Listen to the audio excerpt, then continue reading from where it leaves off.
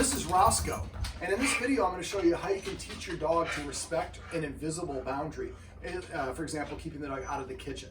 Now, when you're doing this, I'm going to use the escalating consequences I just went over outside with the humans, but I'll kind of go through a couple of the basics. So for dogs, your authority, standing upright is the most authoritative position you can have as a human. Your authority goes whatever direction your hips and your shoulders, your torso is pointing at. So what I'm going to do is I'm going to basically establish an invisible line. We're either going to do it here or here. There's two entrances to the kitchen. So I'm basically going to say that he can't go past this line right here, this dark line. Now to do this, a lot of times what I do is I want to create an incentive for the dog to want to come in here. So I'm going to show him that. So I use the hissing sound as my no. And actually, I'm going to have you take a step back if you could be just on the other side of that. Be careful you don't crash in the water. There we go. So hopefully we can get both at the same time. All right.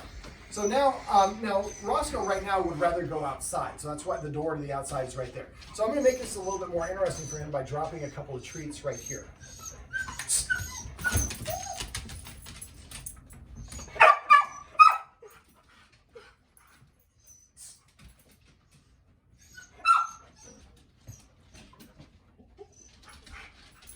That's unusual. Oh, okay.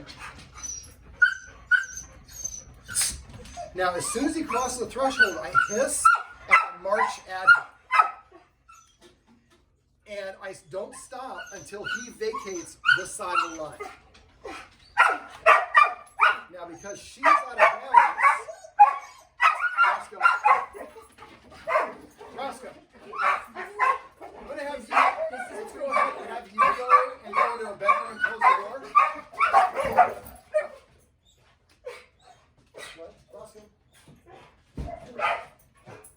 Alright, we're going to keep on filming.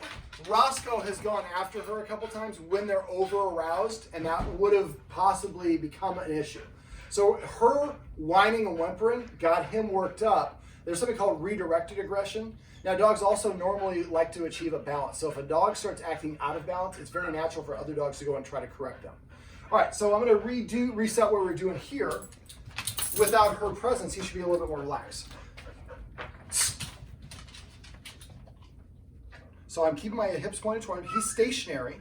I try to take a step backwards. Whenever the dog sits or lays down, you want to take a step backwards at the same time, because when they sit, that's their way of saying I'm challenging you less. This is a conversation. So when he challenges me less, I move away from him to tell him that's what I liked. And I wait for the dog to be not moving and be acknowledging me. So now he's going to go this one.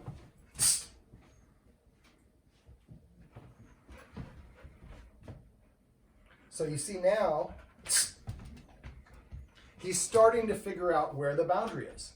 Now when I step back, make sure I step left foot, right foot, pause. When you back up, you are implied as giving up territory, which is why he's trying to come in here. This is a lesson. So I take a step back and I pause. Step back and I pause. Step back and I pause. And kind of lean against the counter. He's SITing, and can you see him in the shot?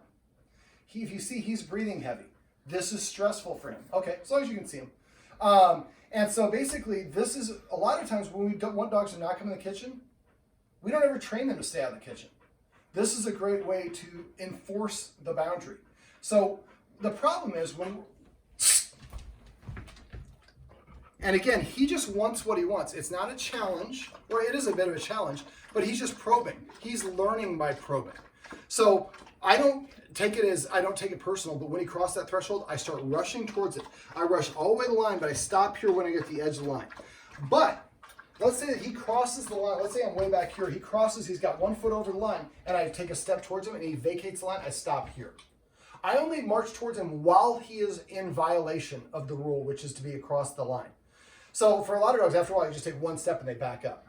Now, when the dog sits or lies down, then you can kind of do something a little bit more of whatever you're going to go for. Now, a lot of times when we're in here cooking, what are we doing? Our back is to the dog. Our front facing, where authority goes, is going here. This causes the dog to run in here. So when we're cooking, we're distracted. We're not thinking about keeping the dog out. Now, dogs learn through repetition, consistency, and good timing. You have 3 seconds to correct or reward a dog. So the dog crosses the threshold, and I got my back to the dog because I'm stirring stuff on the stove, and then I turn and see him there, and 10 seconds later, he doesn't know why I'm moving him out there. So we have a bit of a problem because I'm distracted when I'm cooking. So what I usually like to do for dogs is I like to create a situation where I can help the dog practice what I want. So when we're cooking, we're distracted, but we can make an analog of this. So what I usually do you guys have a problem making bacon? Okay, some people have religious issues. So what I do is I would, first of all, I'm going to show you at the end of this video how to teach the dog to lay out. And actually, if you can pan down to him, that's a great sign. There's a bunch of really tasty treats on the floor. He wants them, but he's respecting me because I've communicated I want him to stay out. Awesome. That was awesome. So I take a step back because he gave me something I wanted him to do. So what I'd like you to do, instead of trying to do this while you're cooking and you're distracted, I'd like you to come in here and use the technique I'll show you at the end of this video and to teach him to leave first. Then tell him to leave when he leaves. Then I would basically grab a piece of bacon, pull the bacon out and microwave it, wherever your microwave is, right there. And then when you get done with the bacon, single piece of bacon, put it right there. Then start grabbing your pots, your pans, your ingredients. And when he crossed that line, you got to start rushing at him the instant he does it. But again, I only took one step and he vacated. I didn't have to take more than one step. So now I've got the bacon out, so it smells like food. Then what I do is I start pre-cooking. I'm pulling my ingredients out, but I'm watching him, and I'm pulling stuff out of the cupboards and watching. He crosses the threshold, I stop and I rush towards him. So what I'm doing essentially is creating a warm-up or a practice round. And eventually the dog will sit or lay down across the line. It sure looks like I'm cooking. I'm in the place that I normally cook. It smells like I'm cooking. But boy, as soon as I try to cross that line, my guardian is on top of me, white on rice. Now, when you're doing this, because of what we saw there earlier, I would only do this with one dog at a time. So maybe the other dog is out for a walk, or we're doing the doggy stairmaster or something else. We talked about there's a treat really close to the edge over there, but that one hiss was able to get him out of there. So the idea for this is, at first we're going to create the situation before we start cooking. So now the dog, tries, probes, and when they probe, they're just testing. They're not being defiant. That's how they learn. And after the dog sits or lies down across the line, that could be an indication I give up. Well, then I can probably leave the bacon there, or I can put the bacon away, and I can actually start cooking my real meal. The dog is now warmed up. And so the idea is we want the dog just to learn when we're cooking in the kitchen, you're not allowed to be in there. Now, when I'm not in the kitchen, or if I'm not cooking, I just come in and get a drink of water, and the dog follows me, I don't disagree.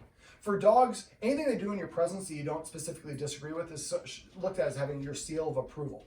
And he's walking way away, even though he's got about a dozen of the best treats he's ever had, and he's a very treat-motivated dog.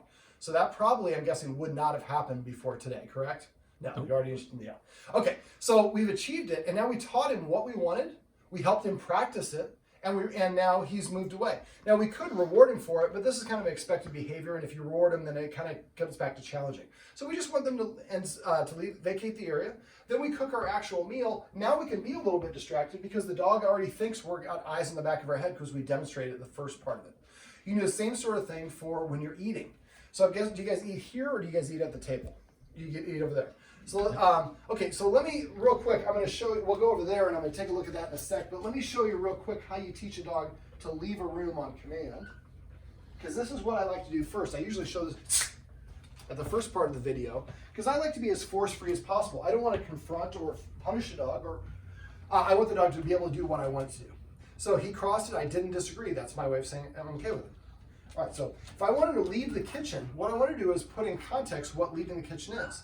I have a treat here. What I'm going to do is I'm going to roll the treat about 3 feet outside of the kitchen, which is going to cause the dog to leave the kitchen. When he does and licks it up, I'm going to say the word out.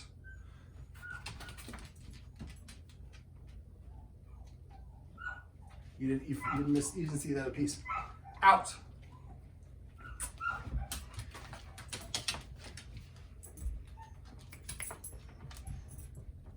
Out. You can get that one.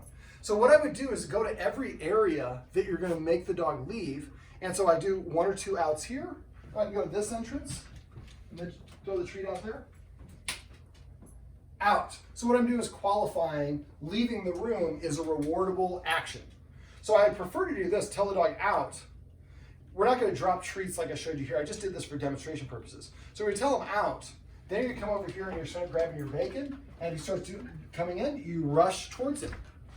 And then you wait for him to stop moving, take a step backwards, and pause yourself. So it's left foot, right foot, pause. That's important. If you go like this, and you turn away or you take multiple steps, he's going to run right behind you. So at first it's 1 step, pause, 1 step, pause. And then again, you do what I just went through, and the dog will try to come in a couple times and eventually learn not to do that. Now, I'm going to show you over here. I'm going to have you follow that way if you could. All right, so the guardians like to normally eat here. Actually, if you could go over there, I try to not have the light source behind me because otherwise I get backlit. Okay. So basically, do you guys sit there in those chairs, or okay? So you're sitting there, and you eat on your lap, or do you have like you have the table TV stands? Okay. So what I would say is, when you guys are eating, the dogs are not allowed to come in the room. Maybe on this carpet here, or the L shape in between here. They can't go to the door, so they're basically on that side of this couch. Now they're going to try to come in over and over again. But what we want to do is we want to practice the same way. He jumps over the couch? He's usually right on the couch. So we wouldn't let him, and I talked to the guardians about off camera, some rules. One of the rules is no furniture. So he would not be allowed to be on this couch when we're preparing food, because then he's allowed to be on the couch, or he can get on the couch. The older, she can't because she has arthritis. And so that creates an imbalance as well. So when actually, she gets up there. She can't get up there, okay. But still, they have the same authority as us, and they're sitting at the same height. So what we're going to do is we're going to make both of them leave. So I would do the same sort of thing here. Roscoe, I know this is thirsty work, buddy, but come here. So again, I want him to leave this area, so we're going to practice that by rolling a treat. He needs to work on his sniffer. There you go. Out. And then I would do the same thing I did in the kitchen if you want to watch me real quick. So I'm going to force the line right here. So, Roscoe.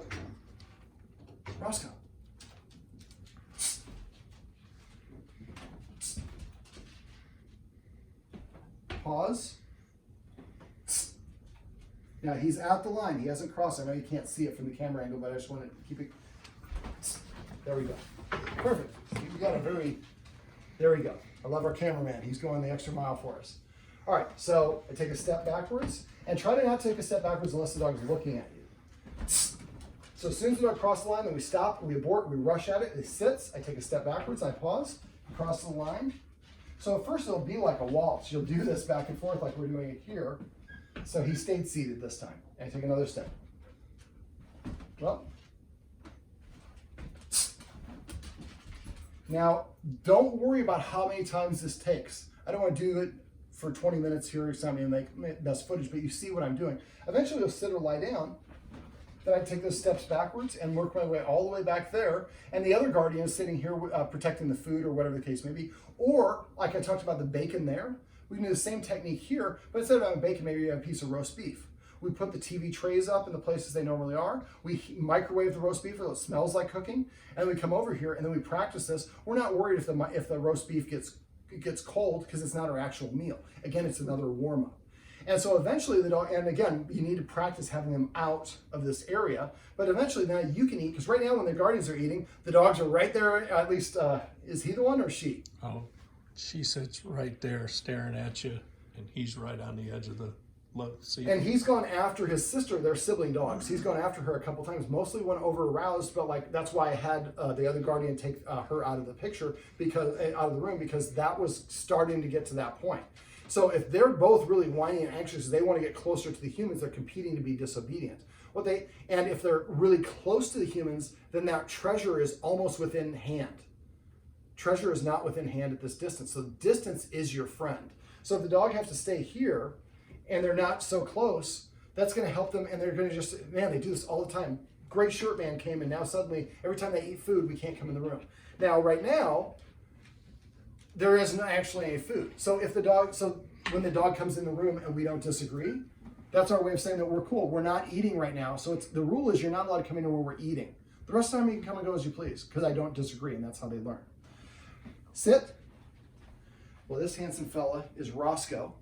And these are some tips on how you can teach your dog to stay out of the kitchen or to keep a respectable distance when you have food or another high value item.